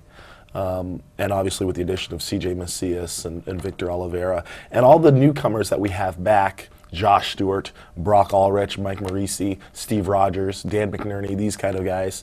With the incorporation with our senior leadership, Nick Bellman, Sidar Sikcha, Mike Daiga, Jared Quillen, we believe that now the package is there for these guys to compete. It has been frustrating. Men's volleyball over the last few years have taken a hit in terms of recruiting policies from different universities being investigated, national titles being stripped, rule change. I mean, all these things have impacted the game of volleyball on the men's side, and it's difficult to compete, obviously, on that 4.5 scholarship basis throughout the United States. So we're fortunate enough that we have brought in quality kids, not only athletically, but academically, and that has made it a nice positive experience for us. And we have taken I can guess what we've gone through last season, especially last season, down the stretch, being able to put everything together in sequential order to get to where we were. I think that has kind of invigorated our team a little bit, and the guys returning now know what it takes to get to that Final Four. Let's stay with the same sport but change genders. Kelly Hartley Hutton's squad is 11-2. Lost a tough one last Saturday night against Cornell, but they're 11-2. They're loaded. Right. They've got a mix of veteran leadership, Fabiana Souza, a number of talented freshmen. You've been able to watch some matches. Right. Your impressions of this women's team? Well, last year, and I don't think it's a surprise that they're 11-2. I really don't. I don't think they're surprised. The additions that Coach Hartley, Steve Florio, Julie Florio, their coaching staff has made to the team by adding depth to that team really helps. Obviously, Fabiana Souza, as she goes, obviously as the team goes. She's a star in her own right. But the balance attack now that they have with that team, Nicole House, Sonara Martins, Claire Jackson in the middle, just the balance has been really, really good. And obviously Erica Lightsky as the setter really helps. It is not a surprise that they're 11-2. They waxed Ball State when they were here. Tough matches over the weekend against Belmont in 5. They lose to Cornell in 4. A couple players were sick or what have you. But I think the balance of that team and the depth of that team has helped Coach Hartley have that dominance now that she's had. I don't think it's a surprise. A lot of people early, I think, were talking, maybe they might only lose one match or so. Obviously, that's the kiss of death when you talk about that so early. But they're able to go out there and compete on a nightly basis, and I think that's really rewarding. Got about 2 minutes left. Dane Fife's new head men's basketball coach. He's younger than you and me. He's only 25 years old, second youngest coach in the country. You had a chance to meet Dane? Thoughts and impressions? Great guy. Absolutely great guy. We have something in common. We're both Detroit Tiger fans. Yeah, makes 3 of us. Believe it or not, although they haven't won the World Series since '84. That's true. Great guy. Obviously, he's all amped, ready to go with this team. He's got a great community backing in regards to his success. Hopefully he has a lot of success here. Obviously there are a lot of challenges coming up in terms of their competition, their schedule, very difficult schedule obviously. But he's brought in some nice players along the way that I think, if not this year obviously, they will be competitive, there's no question about it, but down the road he's got that nice game plan and say. But he's a great guy, great coaching staff, he'll do well here. 30 seconds to answer one final question. Status of IPFW athletics? It's on the up and up. As I told you last year, I think on this broadcast, all good things come to those who wait. And it's just due process, due time. The athletes are the hardest working athletes here. They're great kids, not only athletically but academically. They all want to win, they all want to compete. The environment's there hopefully to make them successful. And hopefully sooner or later, as Mark Pope continues to work at getting us into our conference, we will. And it's been a great turnaround here in Division I athletics here at IPFW. I fib once in a while. Got time for one other question. Sure. When do you think we will get conference affiliation? I have no idea. It's difficult to get in. You know, people think that you just get into it as soon as you full-fledge yourself as Division I. That doesn't work that way, obviously, because of the politics of it involved. Eventually, couple years, maybe, who knows? Maybe it'll happen tomorrow. I have no idea. I know Mark Pope, the athletic director here, has assured us that he works on it every day, which he does tirelessly, and only good things will happen to us. And obviously, as these teams continue to compete and put out good performances, conference is around the corner. Again, thanks for giving us some time. I miss you over here, but you're doing a great job with Arnie. Keep it up, and look forward to chatting with you down the road. Absolutely. Thanks so much for having me, Mike. Our guest has been Ryan Perrott, my old sidekick. Worked with us 3 years here at Channel 56 doing volleyball and women's basketball. And always appreciate when he gives us some time to talk about IPFW athletics. We'll take a break, and when we come back, we'll take a look ahead to what's going to take place this coming week here at IPFW. Again, our show is Mastodon Spotlight. Please stay tuned. We're coming right back here on College 56 Sports. Thank you, sir. I appreciate that a whole bunch. No problem. My honor. It was great.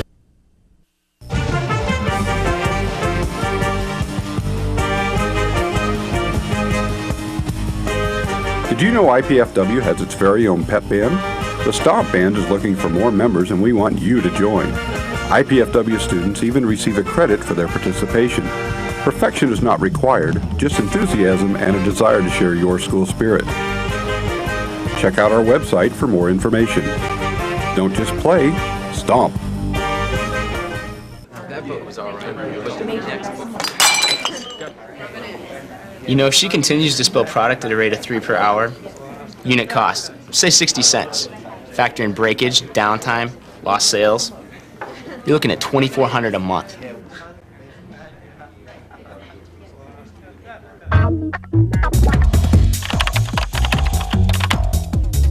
Indiana University, Purdue University, Fort Wayne. One university, two great names. Welcome back to Mastodon Spotlight. Again, I want to thank Ryan Perrott for spending a few minutes with us and talking about this, that, and other things. As usual, a busy week ahead, we think, here on the athletic front at IPFW. I guess that's kind of a misleading statement. Ahead in each of the fall sports. In cross country, both the men's and women's teams, again, they're coached by Mike Frucci, are going to travel to South Bend on Friday, the 30th, to take part in the Notre Dame Invitational. Again, the women led by Ashley Ritchie from Leo High School, and the pair of twins, Lauren and Kristen Simpson from Northrop High School, and Christina and Cristo Martinez, I believe they're from Valparaiso. I hope I got that. I know it's Northwest Indiana. But they, amongst others, are leading the charge for the women's team. And again, Hunter Paris, Garrett Brattmiller, Mike Reidenauer, Chris Brown, and others leading the way for the men. Both teams going to participate at the Notre Dame Invitational. That's Friday the 30th over in South Bend. Both the golf teams, again coached by Jeff Marsh, assisted by Kim Moore, are off until next week, the 3rd and 4th of October. The men's team will travel down I-69 to Muncie to take part in the Earl Yestingsmeyer Invitational, sponsored by Ball State University. And while the men are in Muncie, the women are going to travel to Northern Illinois University, where they will take part in the Northern Illinois Husky Classic. So we wish both golf teams the best of luck. Men's soccer team, again, they've been struggling. They are 1-7. They're going to be off until the 5th of October when they travel to Indianapolis to take on the Jaguars of IUPUI. And the women's team will be off until Sunday, October 2nd, when they travel to Illinois State. Again, they got the big 2-1 victory over Cleveland State. And we wish both teams, and again, they are coached by Terry Stefankowitz, assisted by Mike Harper, the best of luck there. Men's tennis team is off until October the 7th when they travel to Robert Morris to take part in a match there. Women's team will travel down to Muncie on this coming Friday, the 30th of September, where they will take part in the Ball State Invitational, very similar to what the men's team did a couple of weeks ago. No team scores will be kept. There'll just be individual matches in both singles and doubles in different flight classifications. So hopefully the team will do well there. And then the women's volleyball team will be off until Sunday when they traveled to Rochester, Michigan, the northern suburbs of Detroit, to take on the Oakland University Grizzlies, a member of the Mid-Con, a team that is coached by former IPFW men's assistant volleyball coach Dave Schmidlin. Dave trying to rebuild, actually build up a program up there. Grizzlies are coming off a victory against UMKC, that's University of Missouri at Kansas City. They are 1-1 in conference play. They are 2-14 overall. And as Kelly Hartley-Hutton talks about on her show, Kelly's Corner, which can be seen here on College 56 Sports, they are off to a great start, 11-2 overall. Their team goal is 25-5, and they want to repeat as national independent champions. They'll get that chance in November out west. So again, a big week of athletics in store here at IPFW, and we invite you to come back again next week, and hopefully we'll get to tell you all about what has transpired, be it on the golf course, the tennis courts, the cross-country course, the volleyball court, and if I can think of some others, the soccer fields or whatever. Coming up ahead on the program in coming weeks, we hope to talk with Keith Fisher, the head softball coach here at IPFW. We're going to make our annual attempt to get Billy Gernon to talk about IPFW baseball. I know in a couple of weeks we're going to have Abby Redeker, who is the NCAA compliance coordinator here at IPFW. She's going to come on board and talk about the difficulties in keeping the student athletes eligible to participate in interscholastic athletics. So she's going to come on board, and we'll have another surprise or two along the way. But that's what's ahead here on Mastodon Spotlight. We invite you to come back for another edition of the program next week, and also invite you to tune in to Kelly's Corner here on College 56 Sports, where Kelly Hartley-Hutton and I take an in-depth look at IPFW women's volleyball. That's it for this edition of Mastodon Spotlight. Again, thanks to Ryan Perrott for coming and chatting with us, and thanks to you for tuning in to see what's going on with IPFW Athletics. Again, we invite you to come back next week for another edition of the program, but until then, this is Mike Maas saying thanks for tuning in, have a great week, and continue to go Dons.